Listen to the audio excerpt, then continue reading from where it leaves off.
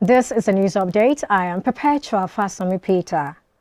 The Defense Headquarters says the publication by an online newspaper claiming that the Nigerian military had warned politicians and officers against a coup is false. The Defense Headquarters further described the report as a malicious attempt to bring the military to disrepute, adding that the online newspaper, which published the mischievous story, has its own sinister intention to cause confusion. Acting Director, Defense Media Operations, Brigadier General Bernard Onyoko stated this in Abuja on Sunday. The military high command therefore warned all mischief makers and their proxies not to draw the military into their engagement. The meeting between the federal government and the Nigerian Union of Railway Workers, NUR, which was organized to prevent the proposed industrial action by employees in the sector, ended in a deadlock. The NUR, an affiliate of the Nigeria Labour Congress, had threatened to embark on a 3-day nationwide warning strike from November 18 to November 20, 2021 to press home their demands for improved welfare. In a bid to avert the strike, the Minister of Transportation, Rotimi Amechi, held a meeting in Lagos on Saturday with the union, but it was gathered that the meeting ended in a deadlock.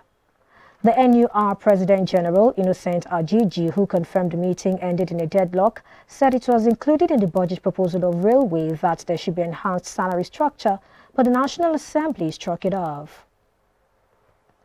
A total of 13 airport consortia comprising local and foreign companies have submitted bids to be pre-qualified for the planned concession of 4 Nigerian international airports.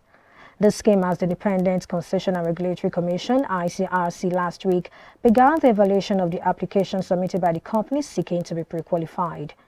The federal government had on October 15, 2021 closed the request for qualifications for the concession of 4 international airports, namely the Murtala Mohammed International Airport, Lagos, the Nnamdi Azikiwe International Airport, Abuja, Malam Aminu Kano International Airport, Kano, and the Port Harcourt International Airport.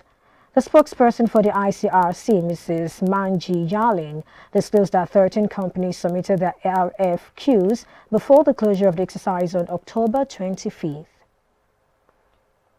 Polish Prime Minister has called on NATO to take concrete steps to resolving the migrant crisis on the Belarus border. The Polish Prime Minister was quoted as saying that Poland, Lithuania and Latvia may ask for consultations under the alliance's treaty. Thousands of migrants have traveled to Belarus in the hope of crossing into the European Union, EU, only to find themselves trapped on the border in freezing conditions. The EU accuses Minsk of orchestrating the crisis to put pressure on the bloc over sanctions, but Belarus has repeatedly denied this.